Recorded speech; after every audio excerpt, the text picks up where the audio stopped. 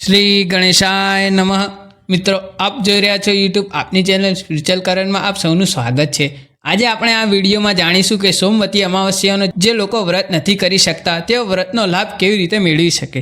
મિત્રો, સોમવતી અમાવસ્યાની વિશેષ તિથિએ ભક્તો પૂજા, ઉપવાસ, ધાર્મિક વિધિઓ અને દાન વગેરે દ્વારા ભગવાનમાં તેમની શ્રદ્ધા વ્યક્ત કરે છે, પરંતુ આજની જીવનશૈલી અને સમયના અભાવને કારણે ઘણા લોકો ઈચ્છતા છતાં ઉપવાસ જેવા મુશ્કેલ ધાર્મિક કાર્યને અનુસરી શકતા નથી। તમારી આ મૂંઝવણને ધ્યાનમાં રાખીને અમે તમને કેટલાય એવા સારા કાર્યો જણાવવા જઈ રહ્યા છીએ જે તમને વ્રત જેવા શુભ ફળ આપશે। મિત્રો, સૌપ્રથમ સવારે વહેલા ઉઠો, તમારી દિનચર્યા પૂરી કરો અને સ્નાન કરો। આ દિવસે ગંગા અથવા અન્ય પવિત્ર નદીઓમાં સ્નાન કરવું ખૂબ જ મહત્વપૂર્ણ છે। જો આ શક્ય ન હોય તો પણ તમારે ઘરમાં ગંગાજળ ભેળવીને સ્નાન કરવું જોઈએ અને ધ્યાન કરવું જોઈએ। સ્નાન કર્યા પછી સ્વચ્છ વસ્ત્રો પહેરો। આ પછી સૂર્યનારાયણને શુદ્ધ જળ, લાલ પુષ્પ, અક્ષત વગેરેથી અર્ઘ્ય ચડાવો અને પ્રતિજ્ઞા લો કે હે પ્રભુ, હું સોમવતી અમાવસ્યાનું વ્રત રાખી શકતો નથી, પરંતુ આ શુભ દિવસે ભગવાન શિવ અને માતા પાર્વતીની સંપૂર્ણ ભક્તિ સાથે પૂજા કરવાની પ્રતિજ્ઞા લઉં છું। તે પછી તમારે બીલીપત્ર, અક્ષત, દીવો, ધૂપ, ગંગાજળ વગેરેથી ભગવાન શિવની પૂજા કરવી જોઈએ। જો શક્ય હોય તો ભગવાન શિવને કનેર, ધતુરા, ગુલાબના ફૂલ અને બીલીના પાન ચડાવો। આ પછી દક્ષિણા ચડાવો અને આરતી પછી પુષ્પ અર્પણ કરો।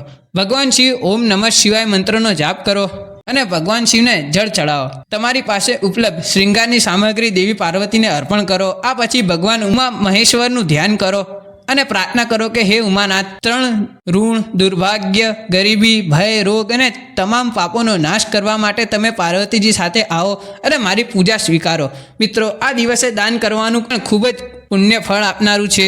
આ દિવસે ગરીબો અને બ્રાહ્મણોને પોતાની ક્ષમતા મુજબ દાન કરવું, આર્થિક મદદ, અન્ન, વસ્ત્ર વગેરેનું દાન કરવું ખૂબ જ ફળદાયી માનવામાં આવે છે।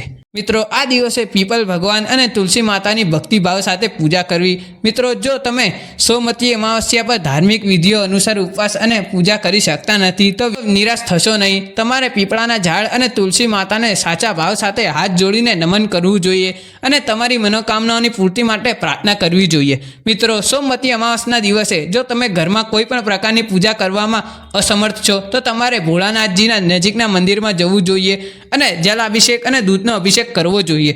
જો શક્ય હોય તો તમે મંદિરમાં ભોગ અને દક્ષિણા પણ આપી શકો છો। જો તમે સાચા હૃદયથી પ્રાર્થના કરશો તો ભગવાન શિવ ચોક્કસપણે તમારા પર તેમના આશીર્વાદ વરસાવશે। સાથે જ વૈવાહિક જીવનની તમામ સમસ્યાઓમાંથી છુટકારો મેળવવા માટે મંદિરમાં જઈને ભગવાન શિવ અને માતા પાર્વતીને 7 વાર મોલી અથવા કાલવે લપેટી લો। આમ કરવાથી વૈવાહિક જીવનમાં પ્રેમની ભાવના વધશે।